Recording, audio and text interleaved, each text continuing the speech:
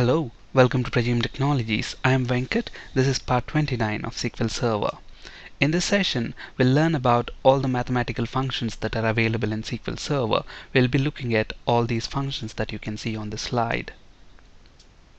Now, in order to find out what are the different functions that are available in SQL Server, go into Object Explorer window, expand databases. Within databases, expand any database. Let's expand sample, and within the sample database folder, expand programmability and then functions folder. Within functions folder, expand system functions, and finally look for mathematical functions folder, expand that. You should see all the mathematical functions that are available in SQL Server. Today we will examine a few of them that are commonly used. Okay, we'll look at this absolute function, ABS, which stands for absolute. This function returns the absolute number. When we say absolute, the positive number. Now whatever you pass to this function, let's say here, if you look at the example that we have here, we are passing in a negative value, okay, which has got a minus sign as well. Now when you pass that to absolute function, it returns an absolute number ignoring the sign. So we get 101.5 without that minus sign. So that's what basically the absolute function does, which is very simple to understand. It has got just one parameter. Alright, the next two useful functions are ceiling and floor. Okay, now if you look at these functions, they just take one parameter. Okay, now let's look at the example first. If you look at the ceiling example here, the first query, to the ceiling function we are actually passing 15.2. So what is the next highest value of 15.2? It's 16. So ceiling returns 16. So if you're passing a decimal number, ceiling will return the next highest value. Okay, ceiling is the higher one. Ceiling is on the top and roof is on the floor. Maybe those are the reasons why ceiling returns the highest number and floor returns the lowest number. So if you look at this, floor of 15.2 returns 15. Okay, now if you pass a negative number, look at this, for ceiling we are passing 15.2. now since it is a negative number, minus 15 is greater than minus 16, so ceiling of a negative number will give minus 15 because minus 15 is greater than minus 16. Okay, but whereas when you look at the floor, minus 15.2 returns 16. Why? Because 16 is lesser than minus 15. Okay, so basically ceiling and floor returns the next highest integer value. Okay, so if you look at the definition here, ceiling and floor functions accept a numeric expression as a single parameter. Ceiling returns the smallest integer value greater than or equal to the parameter, whereas floor returns the largest integer less than or equal to the parameter. Okay, the next function is the power function. Okay, now basically, as the name suggests, the power function returns the power of a number. If you look at the example here, power of 2, 3. So in this function takes two parameters. The first parameter, the expression, will act as the base, whereas the second parameter will act as the power. So if I pass 2, 3 to this power function, we are saying calculate 2 to the power of 3. 2 to the power of 3 is 8, so this function returns 8. So similarly, if I pass 4, 3, we want to calculate 4 to the power of 3. 4 into 4 into 4, which is 64. 4, 4, 16, 16 4s, 64. Alright, the next function is the square function, again, which is very simple and straightforward. Square function returns the square of a number. So if I pass, for example, 3 into 3 is 9, so we get 9 back, which is simple and straightforward. Okay, and we have another function, square root, again, which is very straightforward. If you give a number, it will calculate the square root of that given number. So here we are passing 81 to this function, it returns 9. By the way, square root has this abbreviation sqrt is the name of the function. We don't call it as square root, but sqrt stands for square root.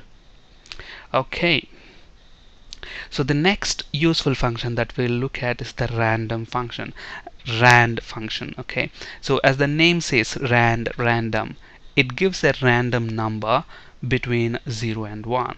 Okay, so it actually gives us a decimal number. Let's look at that first. Okay, now I'm not going to execute all these queries that we have seen because they're pretty straightforward. You can just understand them and you can run them in SQL Server Management Studio. So let's start with random function. So if you look at random function, when I say select random, look at the IntelliSense in SQL Server Management Studio.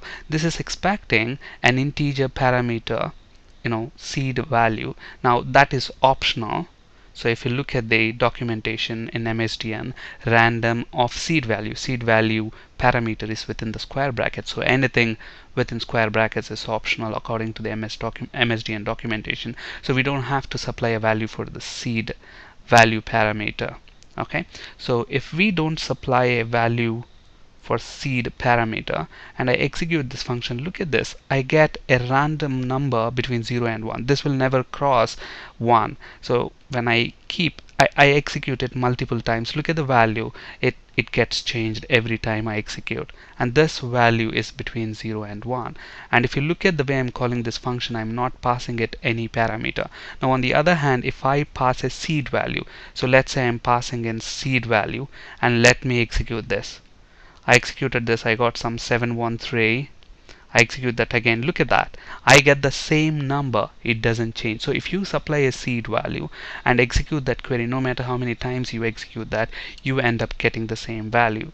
Okay, so if you want to use rand function and want to get the same value, you use the same seed value. If you don't provide a seed value, then it gives you a random number every time you execute between 0 and 1.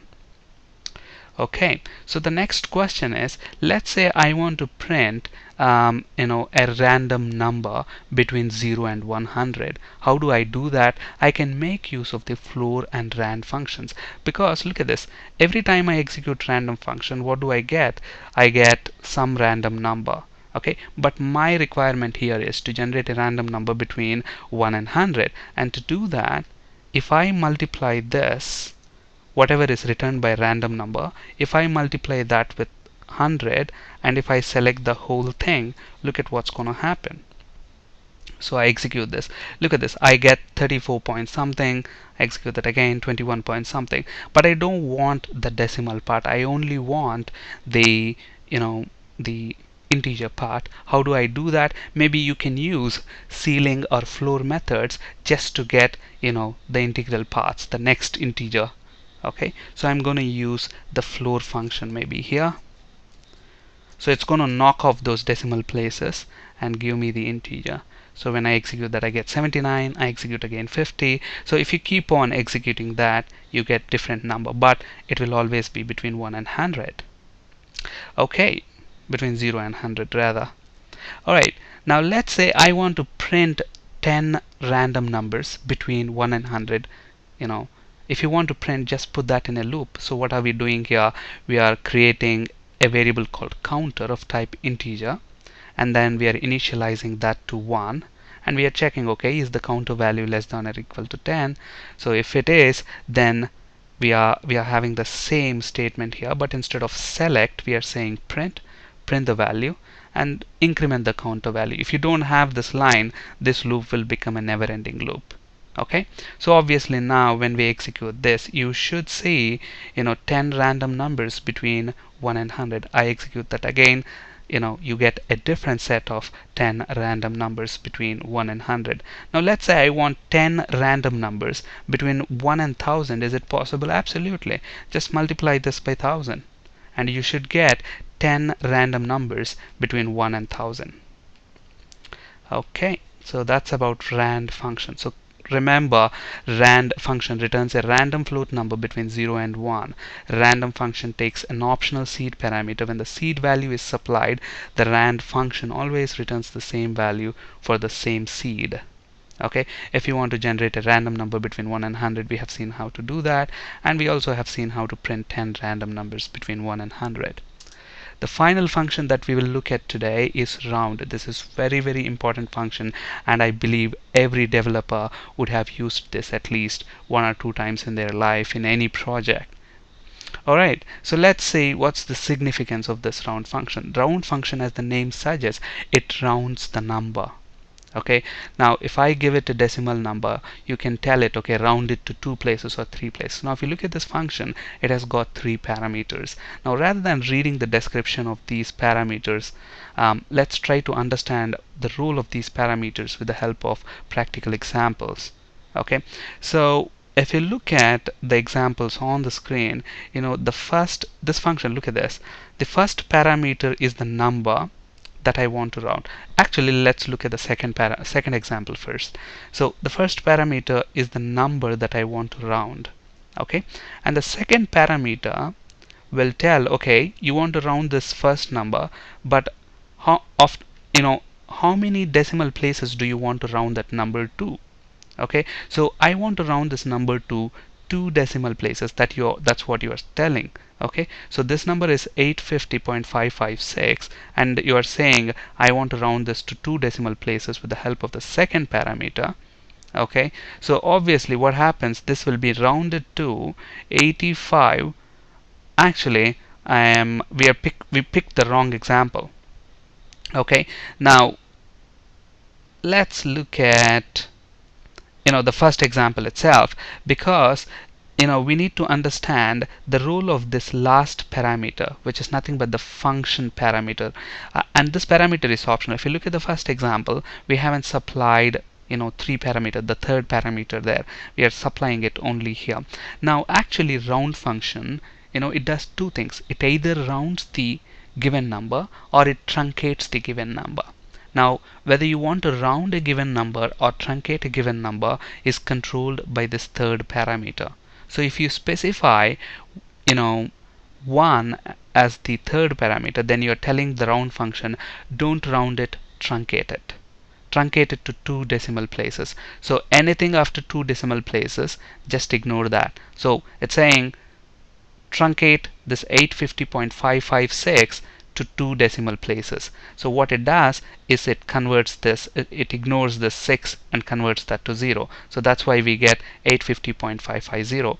On the other hand, if you look at the first example, here we are not using that, the function parameter, the third parameter. So if you don't use that, the default is 0, which means when you specify a value of 0, or if you don't specify any value at all, which is where the default is 0, then the function actually rounds the value. So you're telling it to round to 2 decimal places. Since we have 6 here, so obviously it will round this number to 850.560, which is what this one will return.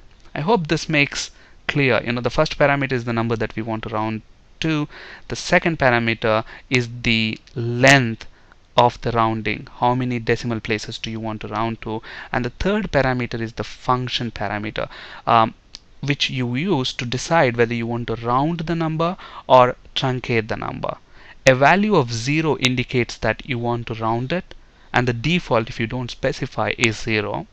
A non-zero value, could be 1, could be 99. A non-zero value indicates that you want to truncate the number and not round it. Okay, now if you look at the the third example here, you are saying, okay, round it to 1 decimal place. So obviously 0.556, 56. So these two will be rounded to 0.600, which is 850.600. Okay, now look at the fourth example here. Obviously you are saying truncate it to 1 decimal place. So what happens to 5 and 6? They will be truncated, okay, after the decimal place. So that's why it says 850.500. Okay, and the fifth example here, if you look at this one, look at this.